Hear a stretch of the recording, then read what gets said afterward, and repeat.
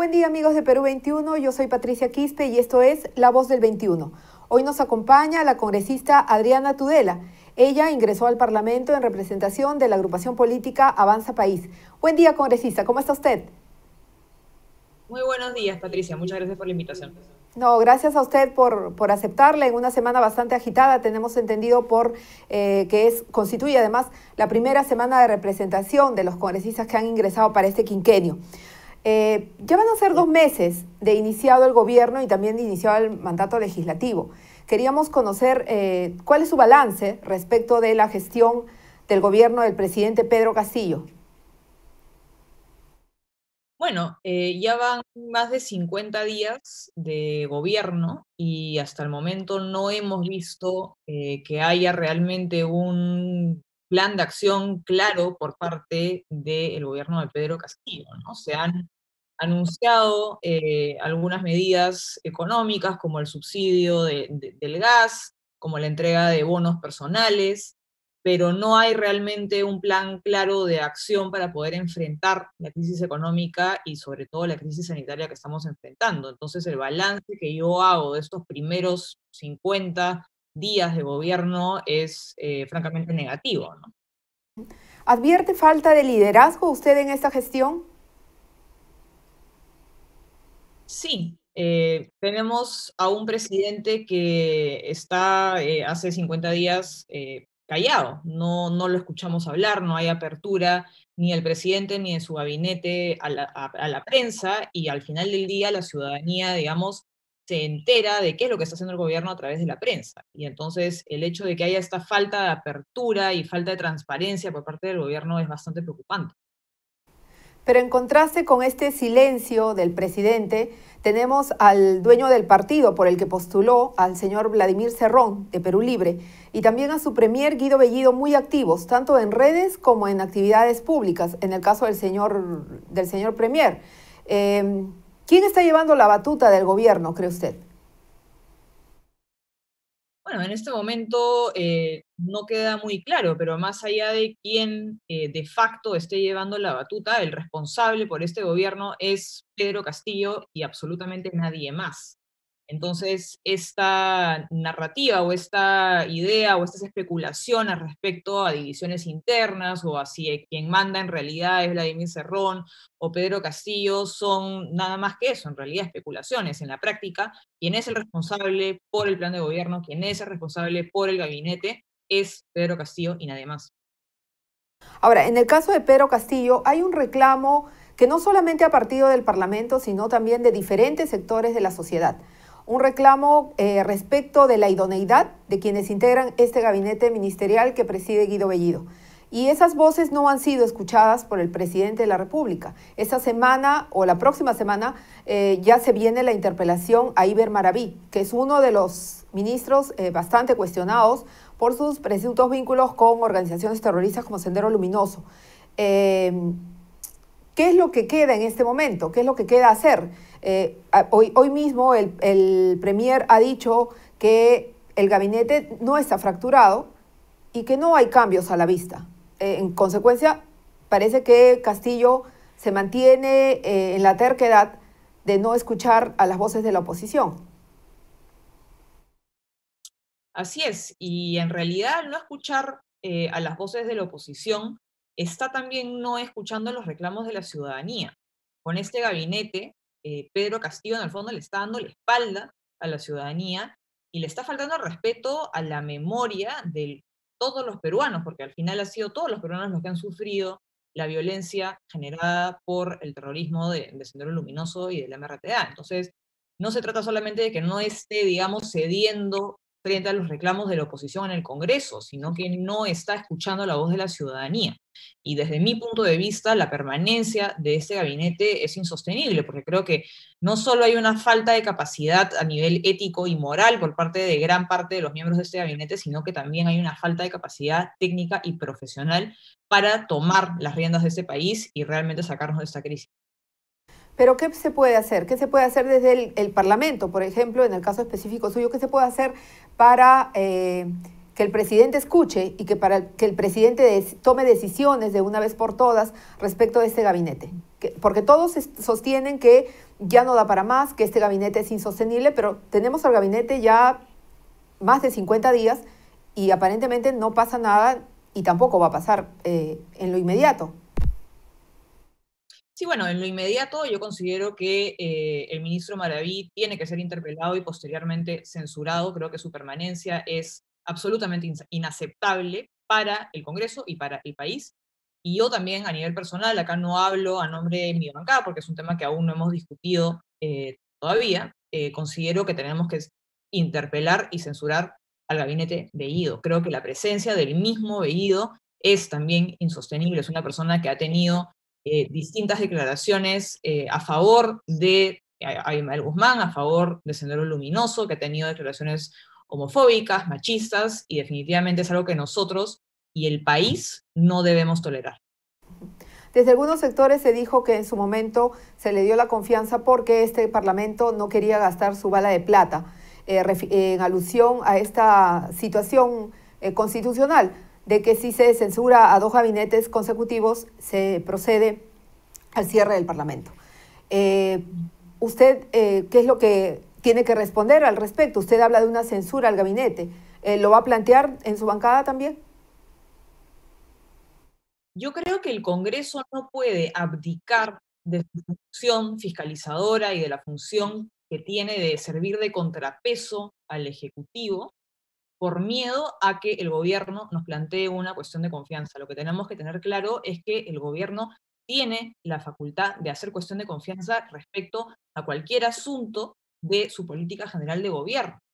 Entonces, si es que el gobierno quiere hacer cuestión de confianza, la puede hacer. Nosotros desde el Congreso, en realidad, hemos aprobado una ley la semana pasada que lo único que delimita en relación a la cuestión de confianza es que esta no se puede plantear para impulsar reformas constitucionales ni para, digamos, interferir con procedimientos que, de acuerdo a la Constitución, son de competencia exclusiva y excluyente del Congreso de la República. Sin embargo, el Ejecutivo podría el día de mañana hacer cuestión de confianza respecto a una política que ellos quieren impulsar. Y nosotros, digamos, no tendríamos otra alternativa que tomar una decisión respecto a ello. Por lo tanto, considero que el Congreso no puede abdicar de su rol fiscalizador por miedo a que nos planteen una cuestión de confianza. ¿Esta postura la va a plantear usted en el seno de su bancada, en Avanza País? Sí, definitivamente esto es algo que vamos a discutir a nivel de la bancada y espero también con el resto de las bancadas. Porque hay una posición, ¿no?, respecto de sus colegas de Renovación Popular que decían también, hablaban de una estrategia de censurar e ir haciendo caer a los ministros uno por uno, en base, obviamente, a cuestionamientos fundamentados que hay en las diferentes carteras. Así es, eso también es una posibilidad, pero nuevamente, nada, digamos, nos libra de que el Ejecutivo haga cuestión de confianza respecto a un ministro en particular. Ahora, si es que el gobierno llegase a hacer una cuestión de confianza respecto al ministro Maraví, sería algo muy, muy, muy grave, porque en el fondo lo que estaría haciendo sería respaldar y avalar la cercanía que tiene Maraví con Sendero Luminoso y el Movadef. ¿Cuál es su evaluación del comportamiento que ha tenido este gobierno en el caso del terrorista Abimael Guzmán? Su muerte sirvió también para desnudar qué tan cercano es o qué tanta afinidad hay por parte de ese gobierno con el terrorismo, con Sendero Luminoso. Bueno, yo creo que la afinidad estaba bastante clara desde antes de la muerte de Abimael Guzmán. Creo que los vínculos de este gobierno con Movadef, que no es otra cosa que Sendero Luminoso, están clarísimos. Ahora, respecto a la muerte de Abimael Guzmán, el hecho de que el Ejecutivo no haya tomado la decisión de cremar los restos de Abimael Guzmán para evitar que se generen espacios de apología al terrorismo y que le haya tirado la pelota en el fondo al Congreso de la República, es una muestra más de esta cercanía. ¿Cuál es su balance del viaje del presidente, esta gira a México y Estados Unidos y la desautorización pública que hace, o la enmienda de plana pública que hace el premier Bellido al vicecanciller respecto de Venezuela, nuestra postura respecto de la dictadura de Nicolás Maduro? Bueno, el Perú en este momento no reconoce como legítimo al gobierno de Nicolás Maduro. Nosotros en este momento reconocemos, digamos, al gobierno de Guaidó. El embajador que actualmente se encuentra en el Perú es el embajador de Guaidó. Nosotros no tenemos relaciones diplomáticas con Venezuela, tenemos simplemente relaciones a un nivel consular, es decir, nuestras relaciones están al más mínimo nivel posible, y ese es un estatus formal. Y en ese sentido, el hecho de que Pedro Castillo haya mantenido, digamos, negociaciones y que haya llegado a acuerdos con un presidente que nosotros no reconocemos, es algo que definitivamente muestra la falta de conciencia que tiene Pedro Castillo respecto a cuál es el estatus de las relaciones diplomáticas eh, entre el Perú y Venezuela. Y lo que ha dicho el vicecanciller es cierto. En este momento no existe, digamos, un gobierno que sea reconocido por el Perú en Venezuela. Y eso es algo que aparentemente el señor Guido Bellido tampoco está entendiendo. La postura de Guido Bellido respecto de este tema, por ejemplo, en ausencia del país del presidente Castillo, nos coloca en una situación de ingobernabilidad, ¿cree usted? ¿Qué es ¿Cómo interpreta usted el juego de Bellido en este caso?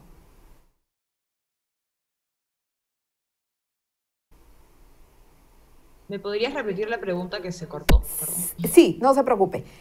Sí, le consultaba que si la postura de Bellido respecto, por ejemplo, de este caso, la desautorización pública que hace del vicecanciller y el silencio simultáneo del presidente Castillo sobre esta situación que ha llegado al país ya hace varios días y hasta ahora no dice absolutamente nada sobre ese tema y mucho menos ha respaldado además al canciller Oscar Maurtua. ¿Cómo interpreta usted esta situación? ¿Cuál cree que es la intención de Bellido? ¿Hay una situación de ingobernabilidad? Lo que está es usurpando acciones que debería o decisiones que debiera tomar el presidente Castillo. Bueno, sí, definitivamente el problema de ingobernabilidad. No está claro, digamos, quién responde ante quién. Es la Cancillería la que es competente para, digamos, dirigir las relaciones internacionales, y el hecho de que tengamos al Premier desautorizando al vicecanciller, cuando el vicecanciller lo único que ha hecho es, digamos, decir lo que es un hecho, que es que el Perú no está manteniendo relaciones diplomáticas con Venezuela y que no reconocemos el gobierno de Maduro como legítimo, es algo que definitivamente debe o debería despertar ciertas señales de alarma, porque no está muy claro quién está tomando las decisiones.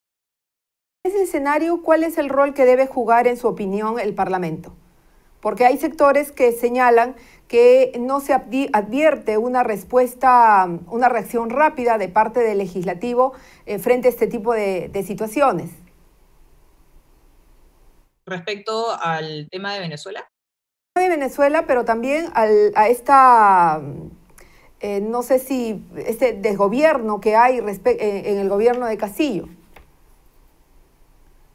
Esta bueno, incertidumbre, ¿no? sí, como señalé hace un momento, el Congreso cumple un rol fiscalizador, cumple un rol de ejercer control político y de ser contrapeso frente al poder del Ejecutivo.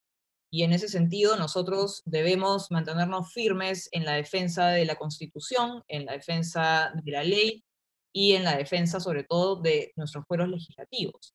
Podemos fiscalizar al gobierno a través de los mecanismos que la Constitución nos otorga, pero no podemos, digamos, interferir con la política exterior, por ejemplo, porque eso es una competencia del Poder Ejecutivo.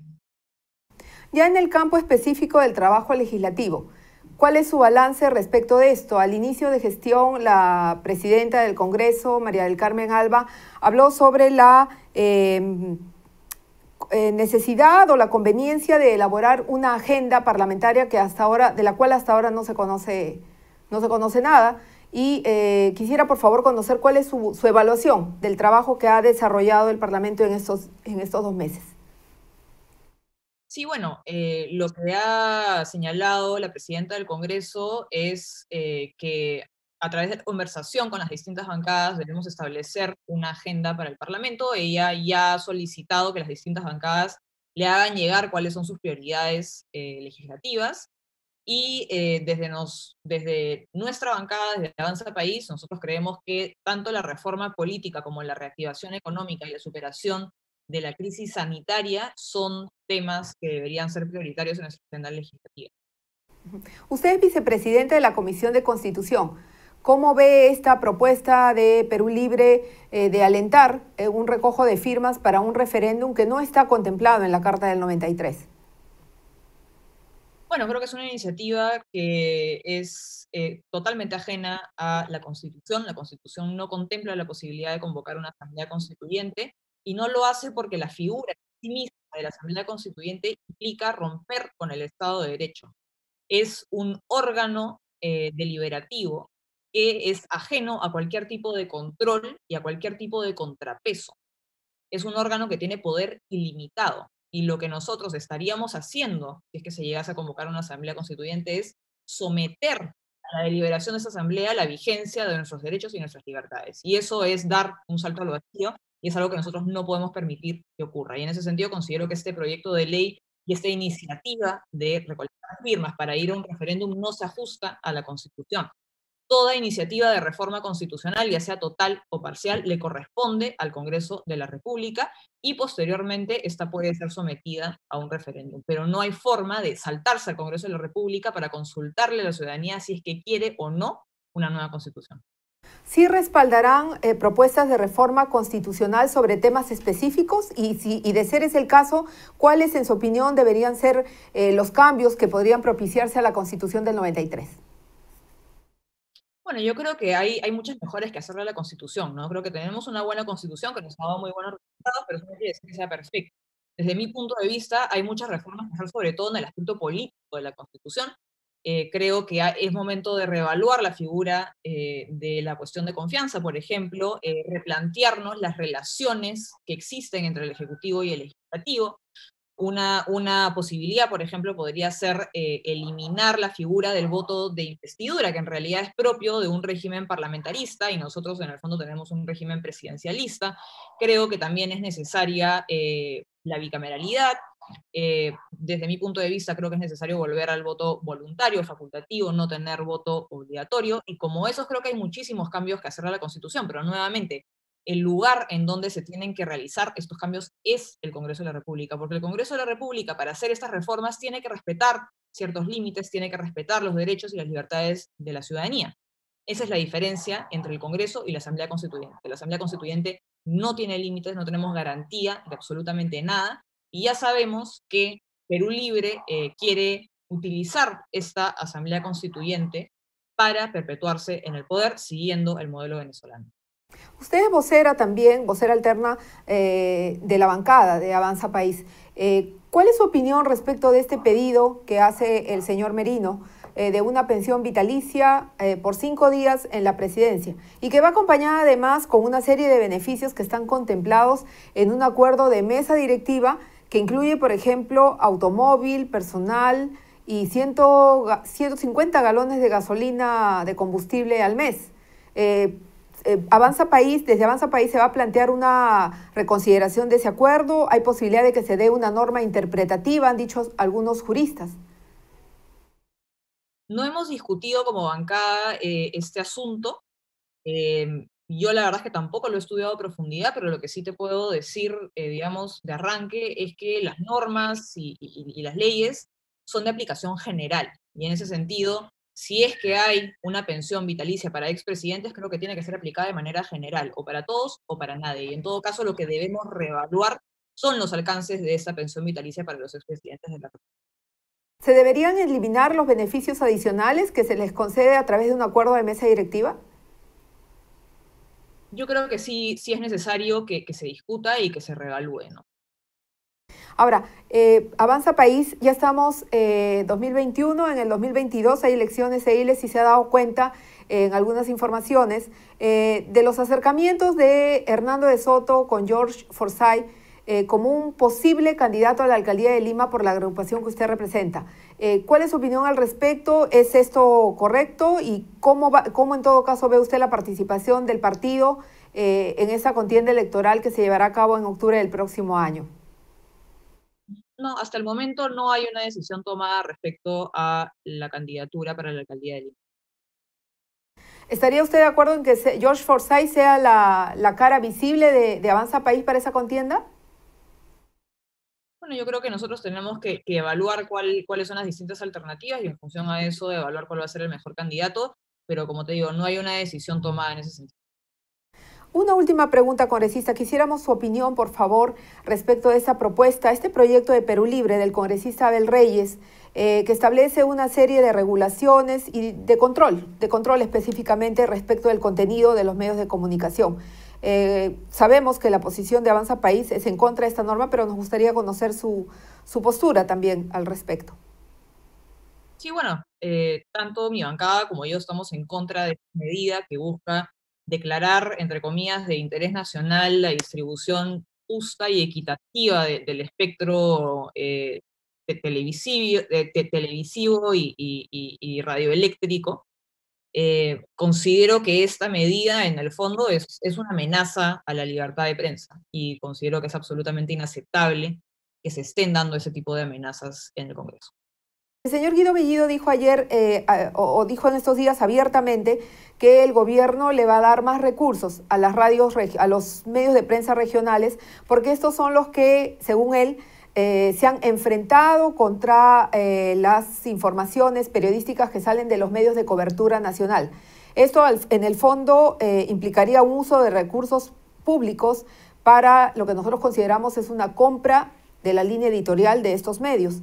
¿El Congreso puede fiscalizar estos recursos, la forma como el gobierno está utilizando los recursos en favor de estos medios regionales? Sí, definitivamente el Congreso debería fiscalizar el uso de estos recursos. En general, y yo lo he mencionado muchas veces, creo que hay una relación problemática entre el Estado y la prensa en el Perú debido al financiamiento público de los medios de comunicación. Pero en este caso específico, yo creo que lo que ha señalado Guido Bellido es más bien un pretexto. Yo considero que esta destinación de recursos públicos específicamente para radios locales y regionales, más bien obedece a la finalidad de convocar a una asamblea constituyente y creo yo que están pretendiendo utilizar recursos públicos para promover su proyecto político. Le agradecemos desde Perú 21 por la gentileza que ha tenido de concedernos esta entrevista en esta semana, como lo decíamos al inicio, en una semana de representación, la primera para los parlamentarios que han ingresado para este quinquenio 2021-2026. Muchísimas gracias, Patricia. No, gracias a usted, congresista, por su tiempo. Y con ustedes, amigos, eso ha sido todo. Les agradecemos muchísimo su preferencia y los invitamos a continuar con la programación de Perú 21 TV. Muchísimas gracias. Tengan buen día.